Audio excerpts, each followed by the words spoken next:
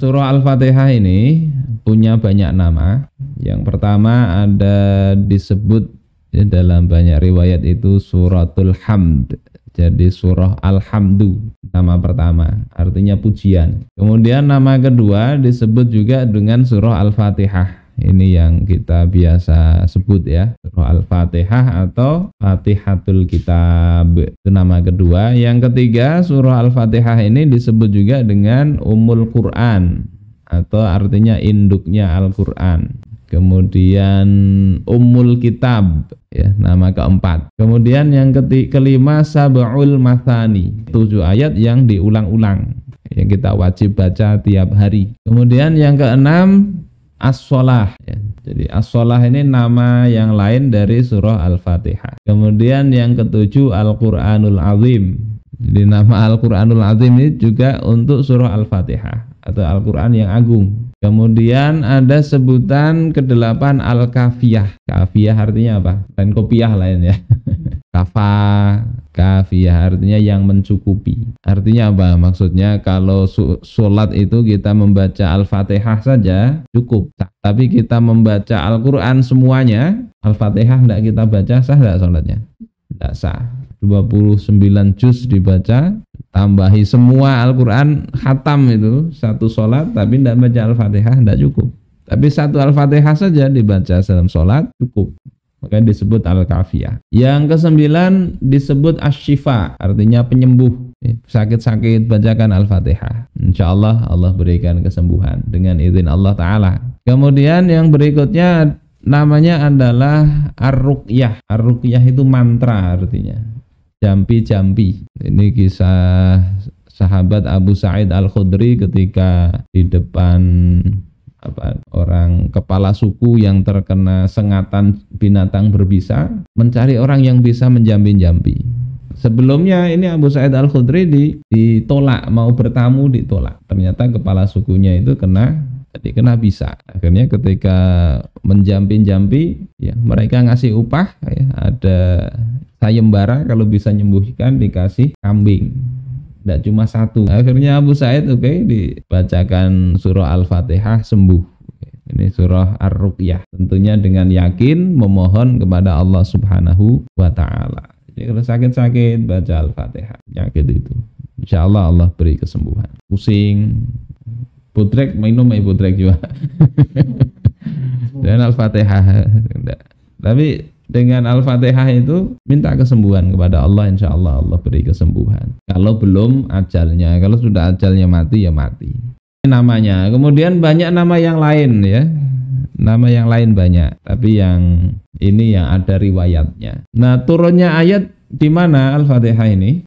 Berkata Imam Ibnu Katsir di dalam tafsirnya wahiyya makkiyah. Makkiyah artinya turun di Mekah. Qalahu Ibnu Abbas wa Qatadah wa Abul Aliyah. Yang mengatakan ini makkiyah itu adalah Ibnu Abbas. Ibnu Abbas itu sepupunya Rasul, kemudian Qatadah dan Abul Aliyah. Waqila madaniyah, dan juga dikatakan madaniyah. Jadi ada sebagian sahabat yang mengatakan ini turun di Madinah. Siapa yang berpendapat begitu? Abu Hurairah, kemudian Mujahid, Atha bin Yasar dan Az-Zuhri. Ini ulama-ulama, ada sahabat dan tabi'in ya. Wa yuqalu nazalat marratain, dan dikatakan Al-Fatihah ini turun juga 2 kali. Marratan bi Makkah wa marratan bil Madinah. Sekali di Mekah, sekali di Madinah. Tapi yang umum diketahui masyarakat ya ini surah Al-Fatihah turunnya di Mekah, Makkiyah, sebelum hijrah. Banyak ayatnya berapa? Ya 7. Wahiyya sab'u ayatin bila khilaf. Dan dia yakni surah Al-Fatihah itu ada 7 ayat bila khilafin, tanpa ada khilaf, tanpa ada beda pendapat. Walaupun ada pendapat yang beda, tapi itu pendapat yang syal ya, seperti kata Amr bin Ubaid samanun 8 ayat. Kemudian Husain al-Ju'fi sittatun 6 ayat. Padahal bacaan Al-Fatihahnya sama ya, ngitungnya yang beda. Ngitungnya yang beda. Kata Imam Ibnu Katsir wa hadzani syadzani. Apa artinya? Hadzani apa? Hadza ini, hadzani ya dua hal ini. Ya, dua pendapat ini syadzani. Syadz artinya asing atau aneh. Ya, syadz. Jadi jangan disampaikan. Sekedar tahu kalau ada orang mengatakan ayatnya 8 atau ayatnya 6, jangan dipadahkan oh ini kafir, jangan. Karena ada juga yang kayak gitu hitungnya. Tapi itu pendapat yang aneh. Wa innama ikhtalafu fil basmalah. Apa artinya? Ayo sekaligus terjemahkan. Wa innama, dan hanya saja, ikhtalafu, siapa yang berbeda? Fa'ilnya hum ya, dhamir ya, ada wawunya di situ. Ikhtalafu, mereka berbeda, fil basmalah, dalam persoalan bismillah. Bismillah itu sebutannya ya basmalah. Basmalah itu yang nyebut bismillahirrahmanirrahim. Apa perbedaannya? Hal hiya ayatun mustaqillah min awwaliha. Apakah dia, yakni bismillah itu ayat yang berdiri sendiri, mustaqillah. Dulu ada ikut apa? Mustakili. Apa? Ya mustakili, apa artinya? Ya dari mustakil itu, bisa berdiri sendiri. Istiqlal artinya apa? Ada masjid Istiqlal. Ya, nama lainnya merdeka.